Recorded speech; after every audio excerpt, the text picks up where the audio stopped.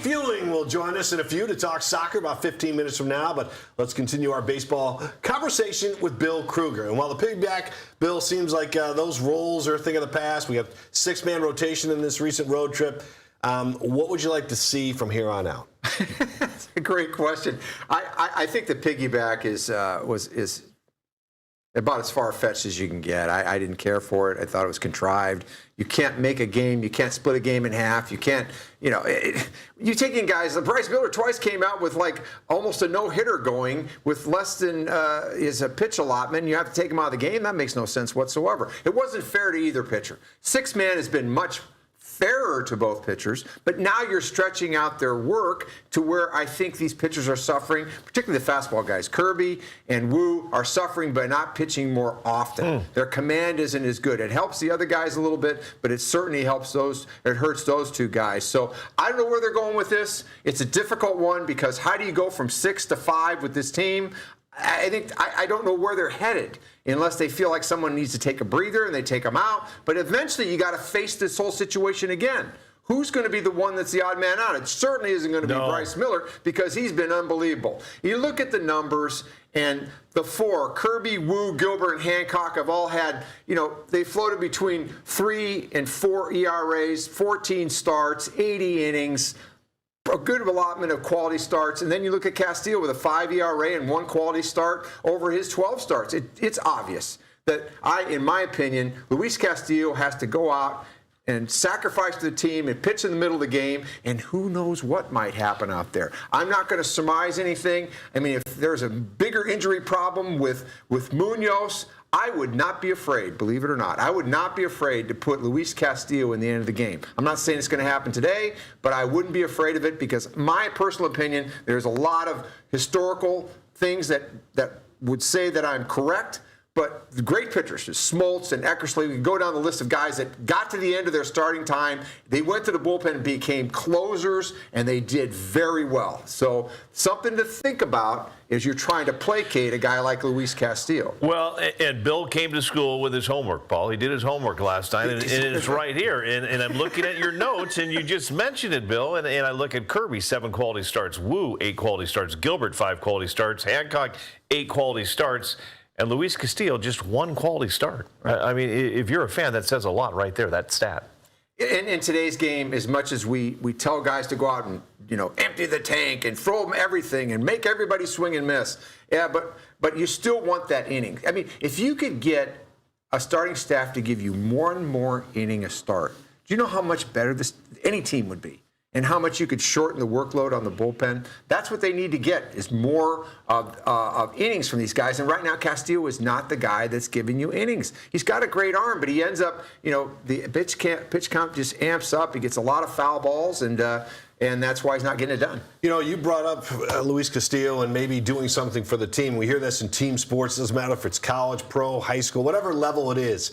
Sometimes you have to do what's best for the team.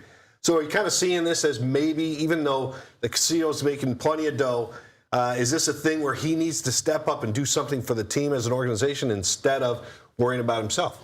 Well, I think it is that time. This is a quality team. This is a team with World Series aspirations. It's never come to this town before. So I say yes.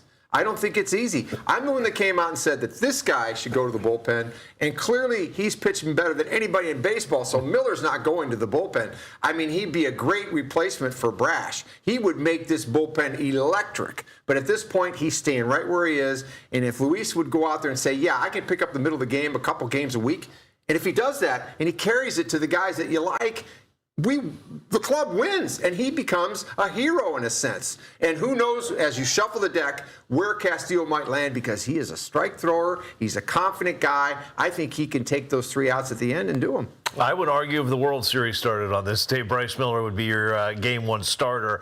What have you seen from Miller so far? I mean, he's been electric. Yeah, I mean, I think he had something to prove. I think, last year the injuries, stole his season from him, and then what happened to him to start the spring training after all the training he did.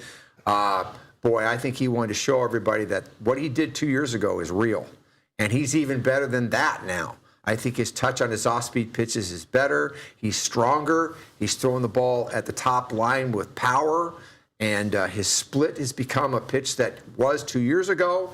And he's really comfortable in his skin. He's really pitching with his fastball. He knows how to get the breaking ball in there when he needs to. And he is a confident guy. And he is fearless. So I see big things. I mean, the season's going to start to tally up a little bit for him. He's had it where, he's feeling great right now. But as the game and the season wears on, he's going to get a little tired. And that's where the touch on some of his pitches will be more important. But he's a fabulous talent. Well, Brian Wu's got a lot of talent as well. They give up 5 runs against the Tigers, 7 runs against the Nationals. He has a 2.3 ERA at home, drastically different than what he carries on the road, Bill. Is there any concern with Wu? Because we know he's got an awful lot of talent. Well, you look at his career, and even last year, 25 straight, 6 innings or better. I mean, He had an incredible season last year, and the bar is set so high for him, the league gets to know you a little bit more. They know you're going to throw fastballs. They know they got to get their hands, they got to get on top of the baseball because you've got that upshoot going. So I think some of these things are just part of the rite of passage, I would say, as a pitcher. You get to be more familiar to the league. They know you're going to throw a lot of fastballs.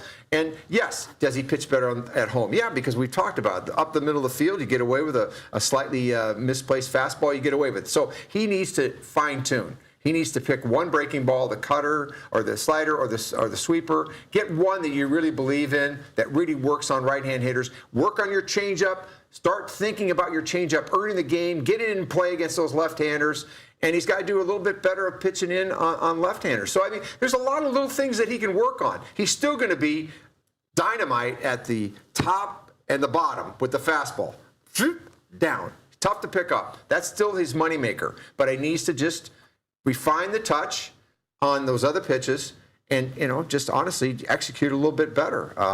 In and out pitching is not like everybody's flavor because you end up getting, mishit ground balls and pop-ups, and you don't strike out as many people, but you hold on to your stuff and you stay in games longer. I believe he could be a little bit more of that by just thinking about in and out rather than up and down, but, that's just my thoughts. Okay, I think we got time for 2 more questions, and I want to get to Kate Anderson last. So okay. I want to hit it real quickly. Yes. The bullpen, it's been a roller coaster ride. We've already mentioned Matt Brash. There's been a lot of injuries there. Cooper Criswell, Andres Munoz. What are you expecting from this bullpen?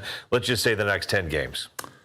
Well, hopefully the situation will be that they're talking about those last 3 innings and not the last 4 and change. That's what's killing him. And, of course, Andres Munoz is an unknown quantity right now. Is he going to be available to pitch? I mean, he had to pull himself out of the game. The couple of times that happened to me in my career, I was done for a while. So hopefully that's not the case, that he's going to be back either tonight or tomorrow and be fine. He's a really integral part of this team. Now, whether or not they want to shuffle the deck there, we'll see. But, you got Bizzardo, you got Ferrer, and you got Spire. So I think they're going to start being a little bit more committee conscious as to how they kind of play this thing out. If Munoz can't go, it would be my thought, you'd probably go to Spire.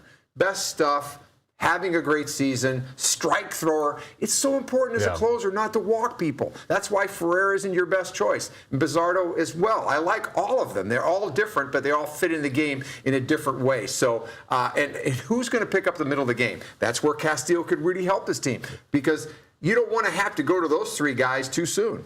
All right, let's talk about some of your younger guys here as we wrap up this segment. Bill, some would argue that Kate Anderson is one of the Mariners' top 26 players right now. On September 1st, rosters can expand to 28 players with a maximum of 14 pitchers.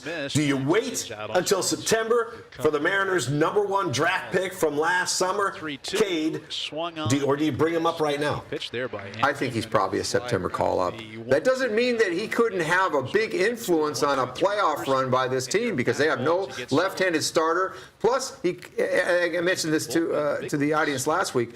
Think of David Price, #1 pick out of Vanderbilt, came to the Rays and ended up at that season at the end pitching into the AL Championship as a reliever. So this kid could be that kind of weapon for them as they get closer to the playoffs. Bring him up in September, maybe give him a start where you've got enough of a lead, it doesn't matter. You let him go on pitch, see how he looks, and then like I said, he could be a real weapon for this team. But there's no place. They're trying to get from 6 to 5 right now, and now you're going to add another guy to the equation. Can you put him in the bullpen? I'm just being honest with you. don't think that's right for him because he's trying to develop himself as a starter that's going to be, 10 years of and that would just be a setback basically for a baseball pitcher. Right, to be sitting out there not knowing when you're going to pitch and you're pitching long or whatever they're going to do with him, that's not serving him right because he's only got 11 starts. Now, they've been unbelievable. An ERA of 1, incredible strikeout to walk. I mean, he's polished. He's 4 pitches. He's smooth. He's ready, but he needs to just get workload. He needs to just kind of be a pro. And the timing just isn't right. If they were a bad team, then there's a spot for him. That'd be different. This is an elite team with 6 starters. I don't know how it works. You don't need a 7th, That's right. You're right, though. The timing is just not quite right. Maybe he becomes trade bait. I hope not. But they sure have a deep farm system with the Mariners organization.